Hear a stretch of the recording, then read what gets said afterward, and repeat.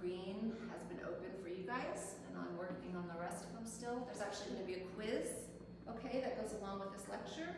That's why you want to take notes. You can go through, and this is actually the answers to the quiz, is right here as well.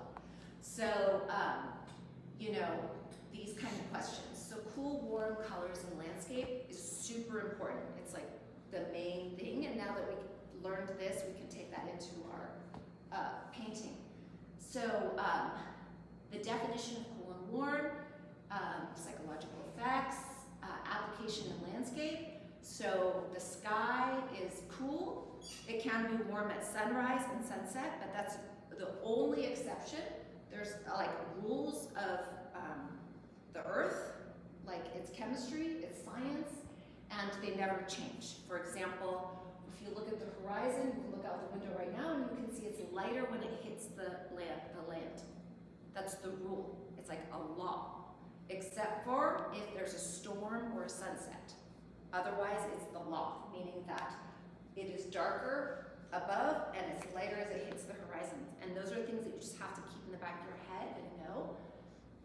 So we're going to talk about the application of landscape, creating mood, and then mostly it's about color, temperature, and contrast, and atmosphere and perspective, okay? Because the biggest deal with landscape is creating atmosphere. So portraiture is accuracy and likeness, and landscape is atmosphere, right? So we're going to be talking about how to create objects in the distance, and to get it to feel like you can look at a piece and you can like feel like you can go in and take like a boat ride, right? And then there's some that you just feel like you're stuck at the front. So we're going to talk about how to get there, and it's obviously the most obvious things that you guys know, but you have to have it like ingrained into your system in order to do it while you're painting. Like, yeah, you know, but when you're painting and designing something, you forget, okay? It happens. So there's like this idea of overlapping. So we have linear perspective, right? Objects, lines that converge. We have overlapping. Obviously that creates depth. So you have to have overlapping. That means if there's a tree and the sun's behind it or a cloud, you don't want to move the tree, or you want to actually move the tree in front of the cloud. You want to have overlapping. So the more overlapping, the better. Of course, relationship size. So like when objects are in the back, they're going to be smaller. Detail and texture is going to be in the front. Now these are things that you're like, yes, of course, I already know that, but you have to ingrain it so that you actually know what you're painting. Value and contrast, so this is very important, and it's something that isn't habitual. You have to make it habitual, meaning that as it gets further away, it gets fuzzy, it gets soft, it gets muted, right? So it's really important. And then focal point is very hard, but in a landscape, you still have to have a focal point, right? And you get to pick that focal point. So you have to create it with these uses, right? We have leading lines that lead your eye around the painting. We have the way the painting's framed, meaning is it cropped? Are you cropping it and having, or are you, zooming out? And then we have the edges, right? We talked a lot about edges in still life, and it becomes even more important here. You have access to the slideshow, but it's just one slideshow for the whole class. Slideshow for the whole class. And I just put up, this is the slideshow we did on color theory, so I'm not going to go over this, but it's available for you to look at anytime. So when you take a test and stuff, or think about this, you want to go over it. So I just added to the slideshow here. So let's just go through. So we talked a little bit about complements in nature. So color theory is a science that was discovered by a philosopher, which is interesting because I'm, getting on my PhD in philosophy of art. So it's really fascinating actually. But color theory was discovered in the late 1800s, early 1900s by a philosopher, kind of like examining the beauty of the world. So all the philosophers back then were talking about beauty, right? The sublime, all of that. And so they were talking about nature versus art. They were talking about things like talent versus genius. You're born with talent, right? Some people can just get up and they can just draw when they're like 7 years old and they're just drawing perfectly. But that's not necessarily genius. Genius is more like the ability to think creatively and coming up with new ideas, so those are kind of interesting. But this is compliments in nature, so it was like studied, nature was studied by these philosophers and scientists, and back then, you know, if you were a scientist, you were also an artist. There wasn't this, you know, the Renaissance guy, you know. So we already talked about that, and then we can see it in the artwork of, like, you know, the masters, right? You can see the color theory. And the color theory becomes really important because you'll start to notice that when you look at Renaissance art, it doesn't have color theory, which is crazy because it's so good, but it still doesn't have color theory. So it doesn't like affect you emotionally the way that modern art does. That's the difference. Like it's pretty profound. So when you're mixing color and you're using color theory, you can create moods and emotions that you can't without that knowledge. You guys already have this in the back of your brain, right? Like this stuff's ingrained. It should be ingrained. Okay, that you always have it. That's why I'm hoping, like, by walking around and telling you have to put orange into blue, you will always do that. Like, you won't even think about it. So these are tertiary colors, and nature has a lot of tertiary colors. You'll see that everywhere in nature, where it's all on the same side of the color wheel. This is nature in general, tends to be tertiary. So atmosphere and perspective. So if you look at these mountains, you can see that this one way back there has so much more white in it, but it's not just white, right? It's the opposite. It has orange in it and white. So it's muted down, and that's what's creating the atmosphere. Color intensity becomes super important in a landscape, all right? Look at this tree. See how vibrant it is, but it's still not, that's not like green out of your tube, right? You'll never do that. That's on the test. You'll never take something out of the tube, pure green. I mean, unless you're doing an abstract painting, but we're not learning that, right? We're learning this. Now you can see that this green and this red is in nature. So this is a red and green painting, which is a complement, and they're mixed together. So that green has yellow and red in it, and you can see that the color intensity obviously gets extremely different as it goes back. And you actually want to make it stair step with color intensity. And the level of detail, obviously, it's going to be more as you get closer, right? So the more you can, like, if you put in a branch right here in a landscape that's sharp, you're going to create a lot more depth, right? Because it's sharp and in detail, and you may be focused, and everything else is kind of blurry. What I want to show here is how, like, we've been studying this blue and orange. So see how important it is when it comes to something like the body, the skin, okay? Because you have hot, and then you instantly have cool. And what does that cool, what does that do? It makes the form turn. Because you're a magician, and this is a flat surface, and you're trying to trick the viewer that this is a 3D surface.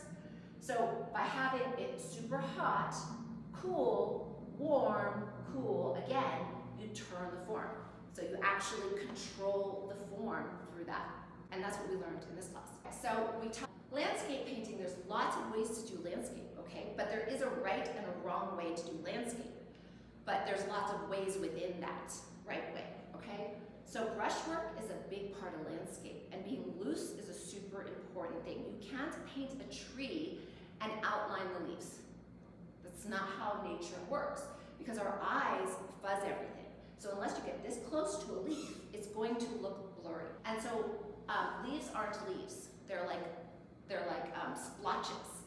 And the other thing that's super, super important about painting, and will be on the test, is do you see this blue here? Okay, that blue, that means that they did not take the water and paint it, and then let it dry, and then paint the plant on top, because that's not how you paint it. You have to paint in between the leaves. Artists obviously had a green brush and a blue brush at the same time. It's really important between the spaces. That's how you create space. And when you get close, you're like, oh wow, that's weird, right? But when you step back, it actually creates that peekaboo space. Yes? I'm sure it depends a lot, but what kind of brush is best effectively leaves on a tree? The same as we have. Same as we have? Yeah. Yeah. Like there's other ways you can use like a fan brush and all that, but that's just getting fancy. And really, these brushes, that's a good question though, because actually it's nice to have a variety of brush sizes, because when you take one brush, like let's say this size is different than that size, right? So even though they're painted on similarly, they're painted with different brush sizes. So having a little variety there does make a difference. This is again cool really stark contrast between that dark blue mountain, the horses that are orange and red. And then look at the clouds. They're not white, right? So this is a big deal with clouds. Clouds are actually orange and blue. So they're umber and cerulean, generally. That's the mixture, and white. But you can add orange, obviously, right, to that, and different blues. But also look at the shadow. Look at the shadow. You see how blue that shadow is? So whenever you have the sun hitting an object with that bright orange, yellow shining through, it creates this blue cast shadow. So nature is very blue in its shadows. You want to exaggerate. Whenever you see something, you want to exaggerate, which was what we did on that. Okay, so I wanted to show you this. So this is a plein air painting. That means somebody went outside and painted it. It's like 75% outside. It's plein air. So take a look at the picture and the painting. What do you see that's different? What did the artist do? See how the photograph, it's pretty much all the same greens. And then what did the artist do? What? Right, which is green in the photograph. So they blued it. They toned it. What? The sky's not cloudy. More cloudy. Yeah, they took prerogative with the clouds. They probably had more clouds to see up top and brought them down. But what I really want you to notice is this space here. So this and this are the same value, right? Sort of. But then there's an opening here that created depth, and that's what you mentioned. That doesn't do it in the photograph. So this painting looks better than the photograph, right? You agree? It creates the illusion of space. Now if you're standing there, you'll know it's space. You'll feel space because you'll have atmosphere around you. But the photograph doesn't capture that, and the painting does. So the artist had to adjust their eyes and change it with this knowledge, right? That I want that mountain to be further and walk through this pathway, so I'm going to cool and gray it. And that's what they did. Okay. So here's another painting that looks quite realistic, right? But if you get up to it, yes, the horses are painted pretty detailed, although you see they're not outlined. No outlines. There's no outlines in nature, ever. Okay, so we're not going to outline anything. This is all in shadow, so the legs are dark, but they're not outlined. The back isn't outlined. Okay, this is the main thing that I have to get through to every student here and every artist in the world, is that you take this purple and you put it into the horse. You take this purple and you put it into the green. You take this green and you put it up there. Because everything in your environment is reflecting off everything else. So they're in your palette, when you're creating your beautiful palette, your brush, when it creates this horse, is going to be touching that purple for the dark side. It's going to be touching it. It's going to integrate these colors together. Okay, so it doesn't look like it, but if you know color theory, you'll see that that purple is in the green and that green is in the purple, right? It's integrated. And that sky is what color? It's the color of the mountains, path, the ground. You have a ground, you have a sky, right? The sky is actually not blue, right? You know that? The sky is not any color. It's reflecting. The world has more water on it, right? It is blue. It's like some science. Wow. Okay, so the sky, when you look outside, it's reflecting the ground. So it's always reflecting. So the sky's inside the ground, okay? So it's not painted. Okay, here's a really good wet on wet I wanted to show you. So you could have areas of your painting like this, and then you can have your areas of your painting that are tight. And you could lead the eye around as long as there's rhythm, right? So rhythm is how the eye moves for the painting. So as long as you have rhythm, you can do whatever you want. You can lead the painter. So this artist could have come up here and done these really tight, done the back loose. So you need to be able to control what you're doing. So are you painting loose or are you painting tight? But throughout the painting, it's going to be a variety. Now look at the tree. Again, the artist is painting that sky at the same time as painting the tree. We're not cartoonists, and we're not digital artists, and we're not, we're not doing, sort of like a storybook kind of thing. We're doing realistic landscape. So you'll never let the sky dry and then paint the tree on top.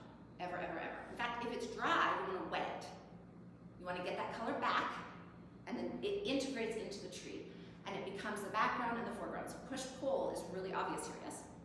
A lot of push-pull.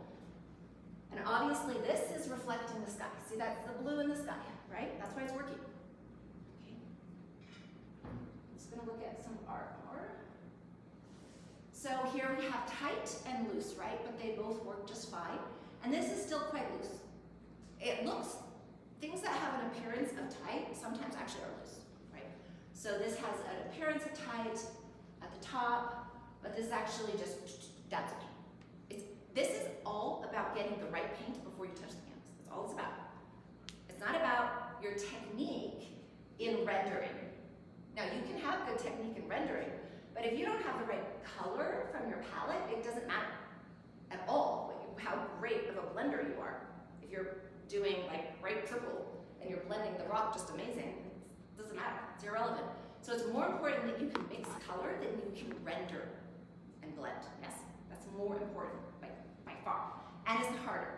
It's harder to learn to mix color than it is to learn to blend. We can all blend, right? Okay, and then look at how that one has the clouds glowing. Okay, so to get that white, you know, it's actually quite hard because it's not white, right? But it's about that white came on at the very end of the painting. Remember how I always say don't put the white on the top? You can't put the white up on the top. You won't get that glow. That glow is not because they left the canvas open there. It's because they applied the white slowly and built it up. All right, so here's some more plain air where you've got sand and paint, and you can see. We're gonna look at different types too. This isn't the only style. I'm just showing you some styles of painting. And you can really see the sky color in the mountain, yes? The cool side of the mountain is the color of the sky. So that color, even that green, is mixed with the sky to get that green. That green is not standing out. It would stand out if it wasn't mixed with the sky and the background colors, right? It would pop out. Could be the same color green, but it would pop, right? So here's some landscapes, and then also notice that the way the brush strokes go vertically and horizontally, right? So a lot of landscape is actually how you move the brush throughout the paints. So you want to dance with the brush. So some are vertical, some are horizontal, and so much different brush making and sizes of the brush and so many different, but what's the same? The color, right? The color's the same. This is similar to that. The palette is similar, right? You will be using that palette. And you want to have like a dirty brush, so you're not going to clean your brush very often. You're just going to have 4 brushes, you know? This brush, the cool, the warm, and the dark. Maybe 3 brushes, you know, just don't even need to ever wash your brush. In fact, the less you wash your brush, the better. Unless you want like something super clean and you're starting fresh. But really, you don't want to wash your brush. This yellow here is going to be in there. Okay, so you're gonna move it around. So even though it only looks like it's here, it's not. It's in there, right? Okay, I was going to talk about like different styles, right? So here we have, you know, Van Gogh. Everybody knows Van Gogh's style, right? He kind of created this style. It's his signature. People have copied it, use it. Nothing's new under the sun anymore. Everything's been done. Everything. So anytime you're painting, you're replicating something that's already been done before, because all the experiment has already happened. Now, anything that's new is going to be AI. Otherwise, nothing's new. Everything's been done before. We've lived here a long time. So anyway, this is a style. I don't want you to do this style. I want you to keep the style in mind. Like, you can do this style. I want you to think about this. Does he have all the same principles of color theory going on here? Okay, he's integrating the color. Even though you see this blue is here, that green is created with the red. These are opposites. Very intense color theory. Very complex and deep color theory. Some people think or say when they're teaching, you know, elementary school, his work is very childish. It's not. It's extremely intelligent. Like the amount of color theory that went in to get to these whites, right? Okay, so you understand how deep and prophetic this is, actually, right? It's just that it's in a style. All the rules apply. So you can paint in any style once you have these rules. We're not gonna paint in this style. Now if you want to paint impasto, which means thicker, that's fine. But you're gonna paint thicker as you get better.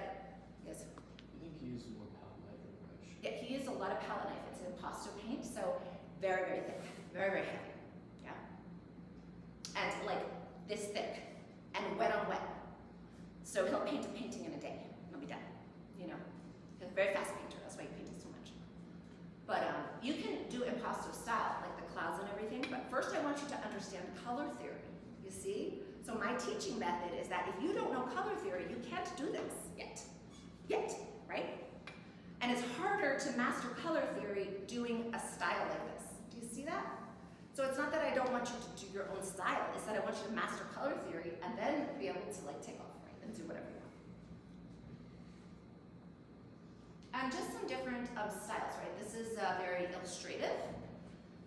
We're not in illustration class. I have an undergrad in illustration and a master's in fine art. And I loved fine art way more than illustration, but some people like more illustration, right?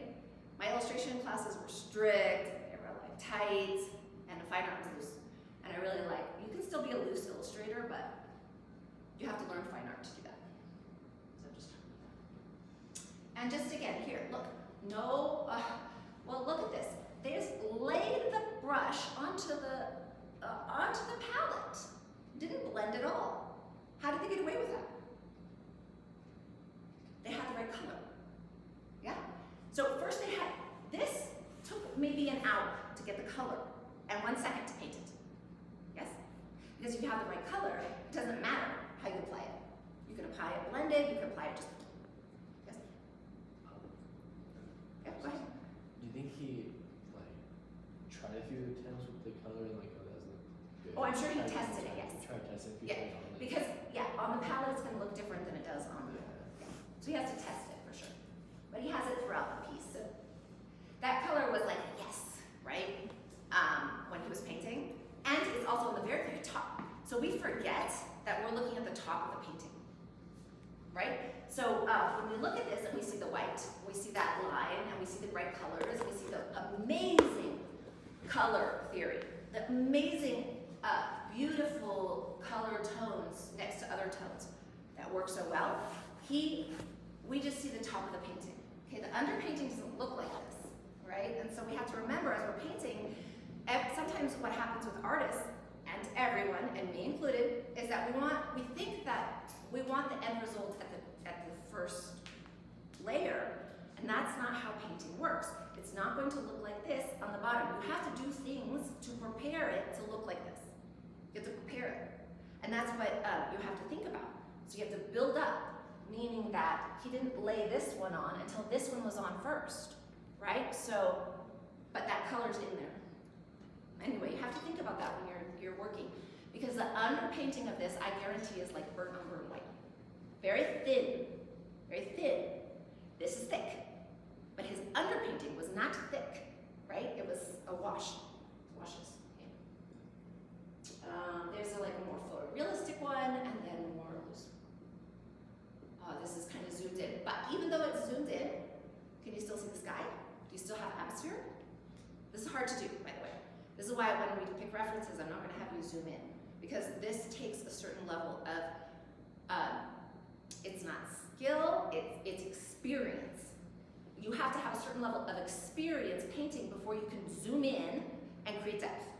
Zooming in and creating depth is very hard. You do that after you get experience. Okay? Also, different palettes, right? Blue, oh, this is the same painting. That is more like pointer leaf. But look at the sky. Okay, that actually looks like a pastel sky, but it's not pastel. If it was pastel, it would be like Barbie pink, right? And yellow. Yeah. But that's not. It looks pastel though, doesn't it? It is pastel, but it's not like bright pastel, right? So it's very toned down pastel. Why is it working? The blue is in the orange. The orange is in the blue. The pink, there's pink. How do you get away with pink? You have like a green, the opposite of the color wheel. If you just had a color wheel, you turned it around to the different shades of pink. Whatever was opposite of it, you put in, right? Let's just go through. This is a landscape style as well.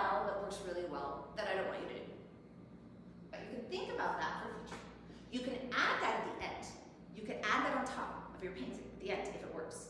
If it works, you can add this palette knife. Palette knife painting. This is a palette knife painting with brush. There's some that are just palette knives. Super fun, waste your paint. If you don't do it right, you're gonna go through tubes of paint. Okay, something they're saying. All right, look at those clouds. Not blended at all, just kind of put on, but it's working, and the only reason it's working is color theory, right? Are you getting the point? You can do anything you want if you got the right color. Once you figure out color, everything else works. Nothing works without color. That's it. That's why color is the most important thing for an artist. You cannot even know how to draw and make a beautiful painting if you know color theory, right? And then here's some more color theory. Everything's color theory to nature, period. It's just the way it is, right? Got orange and blue. This is a little more illustrative, but it still really works, yes. Now they're not completely blending this edge into the mountain, so that's what makes it illustrative. Did you notice that? The things that makes this look more illustrative than painterly is that, like, what I just said. I just told you that. But basically this one is blended in. See how it's blended in? It's a lost edge.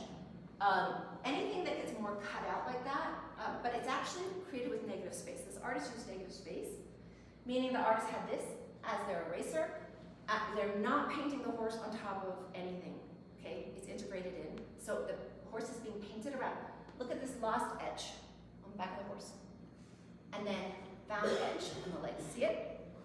Okay, so throughout your painting, you have to have lost and found edges. That's how nature works, and that's how your painting will look. And just some more differences. This is working well as a landscape, even though it's very abstract. Yes. Color theory is still there, right? Let's see. This is AI. This is an AI painting. AI is kind of interesting. I mean, everybody has like freaking so many opinions about it. It's insane, right? But like AI is actually quite interesting because it's very useful. It's just a tool. And for references, you can turn your landscape. In fact, I would love you to play around, pick your landscape, and then you put it into Photoshop, you put it into Painter, you change it. You can really get more interesting ways to break it up and see it through using AI. Really, really nice use of that green up there in the trees. The greens, okay, greens are really hard. Greens are really, really hard, okay? You think this is easy, but this is not, okay? Look at all those greens, right? Black and yellow is a really nice green, or black and yellow ochre, or anything like that. We're gonna talk about how to make greens, but just going blue and yellow, you're never gonna get these kind of greens. You can play with it though, but you guys did that on your own thing. Also, this one is working. Like you can pull that off, but that's a palette. That's a palette painting. I want to show you this one. This was somebody just painting, and this is their sketch. See? They zoomed in a little, but see how loose it is, and it's all value? It's almost just like turning it into value. Once you, like, when you first get your piece, you're gonna turn it into value. You can actually do that on your phone. Okay, now these are references. Okay, the rule for picking your reference. Number one, it can't be painting. You can't paint another person's painting. That's too easy. Okay, so there's often the lesson, copy the masters. Sometimes, I actually, if I had to choose, and we have a time limit, that's why I'm eliminating that one.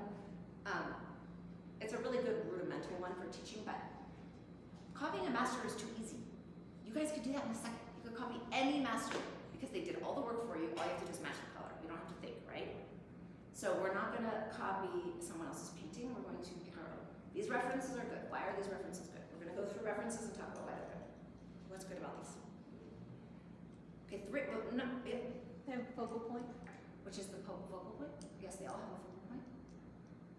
Okay, one thing I want to say before I go into this is a rule of threes has to take place. You have to have a foreground, middle ground, background, period.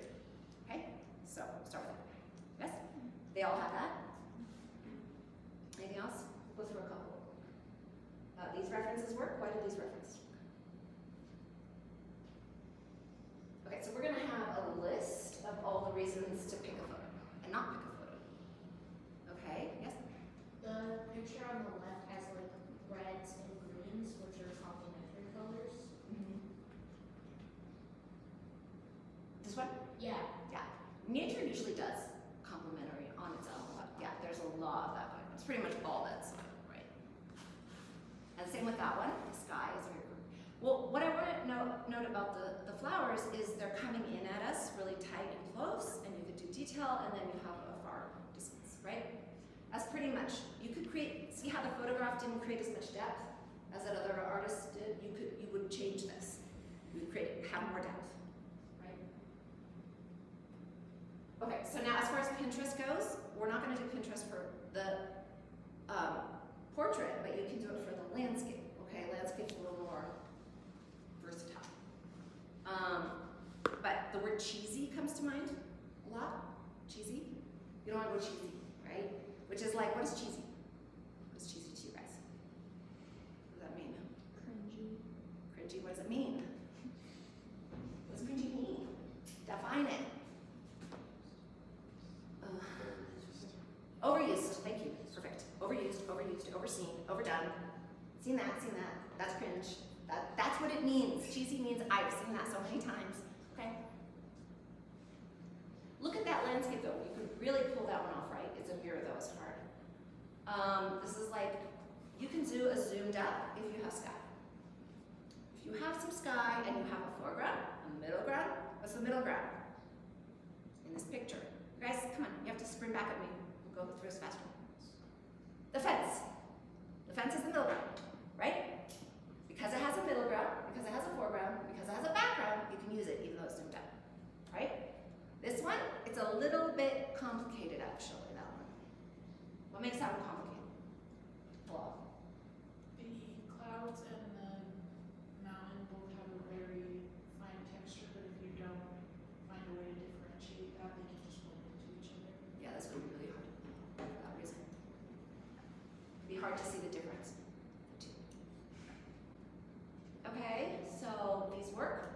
Generally, rule of thirds. Okay, so if the sun was halfway through like this, it wouldn't work, right? You'd have to. And I don't want you changing your image. That's another thing. We're not going to. That's our last project. We'll manipulate images. This is not manipulating images. Meaning, if you don't like it, don't do it. You're not changing it. We're going to draw what we see. Okay. That one still would be hard to pull off, just because of the big trunk. And this one too, because of all the vastness. This is getting a little cheesy. Seen it before? But it still works. This one's nice because of this, but if you can't do the detail on this tree, it's not going to work. But see how the color theory is like that tree and that sky are the same color, right? The deer, you can put it in an animal if you want. That's fine with me.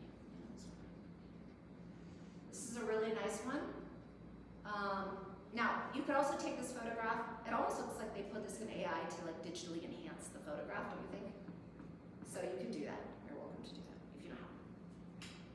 This is actually quite a nice piece. Why is this one a quite? What does the eye do with this painting, with this picture, this photograph? Drag you to the bottom.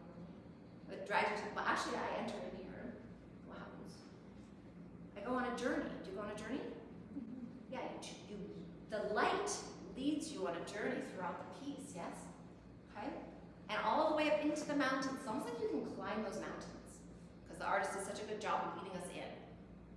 Right? The color theory is there. These work. This one I took. So I kind of am tentative to say you can use your own photograph, but if it works, you can. But then you have to be a good photographer. I'm not a great photographer. That was an accident. Right? Okay, if you're a good photographer, you can use your own photograph. If you're not, or if you have an accident. That's an accident, and that worked on a hike. Why does that one work? It has a background, middle ground, and foreground. It has a foreground, a middle ground, and a background. Very clear. And you would want paint that tree really far into the ground. I could play with this. I have room to push it around. This one is more of a professional photograph. Obviously, you can see the difference, right? So this one, a lot of the work's done for you in a photograph that's professional versus your own. That's why. Okay, we're talking about no. Okay, these are a no. Composition. Why is the composition a no on these?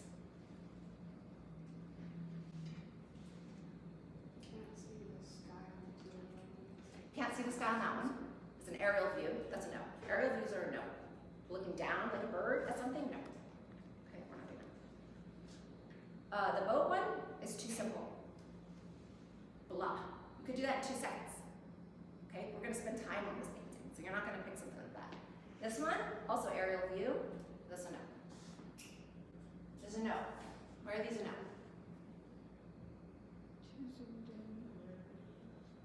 Yeah, what's this? You can't see what this is, right? What we're seeing? It's too simple. Too simple. Simple, like this is simple. Okay, we're not high school students. My high school student wouldn't pick that. We're not doing that. High school students pick the most simplest ones because they're the most lazy people in the world. You were too, right? Okay, we're not that, we're college students. That one, center composition, cut in half, and then cut in half again? That's insane. This is not gonna work ever. Not even for a photograph, like these aren't even good photographs. And the cactus, why doesn't that work? It needs more context, just Needs more more- around it. It's out of context, very good. Like, just looking at a cactus. First of all, cactuses are a hard one to paint because they're not very pretty and interesting. I mean, you might think they're pretty, but they're not because they're pokey. And okay, these are no's. Kind of the same reasons, yes. We're not going to do simple. You're going to have a complex picture. Yeah. I just really don't want any of these sent to me. Okay? Don't want any of these images sent to me. Do you have any questions on any of them that you think are good? Do any of them look good to you? Want to argue? Yes? I don't want to argue, but I do have a question. Sure. Could we have a person in it if they're like small and in the Yeah, if they're part of a landscape, Mhm. like they're, yeah. And they make sense. right? It makes sense to have them. But this person is centered, and that's not going to work, and it doesn't make any sense. We're not going to do Facebook family posts, okay? We're not going to document, our journey this way. This isn't a documentation. That's illustration. This is a painting. Okay, so no, no, no, no. Think we got it? Think we got it? Okay, let me just go back to. So that slideshow is there for you to look at. There it is. And then module 4. These are the. Okay, so you're going to submit your landscape painting for my approval. I need 5 references. So if you decide on 1, send me 4 other ones. Okay? Then I will go through it. No paintings can be used, so don't do that. And then it has the requirements, all right? A clear sense of atmosphere, clear legible foreground, middle ground, background, all right? A clear sense of atmosphere, blues in the background. So like there are instances where you have a red in the background, like a bright. That's not going to work for a painting because you are a magician. So you want to have it lend itself. It's like, there are instances where you'll have something really bright and then you'll have, well anyway, you just need to make sure it lends itself to create depth. So sometimes in nature it won't, but it's rare, but it does happen. More like city stuff. Okay? And then you're going to get credit for uploading 5 photos. Then I'll give you credit and start responding, and you just keep uploading until you get this right. Or you can talk to me in class. Either way. Okay, any questions?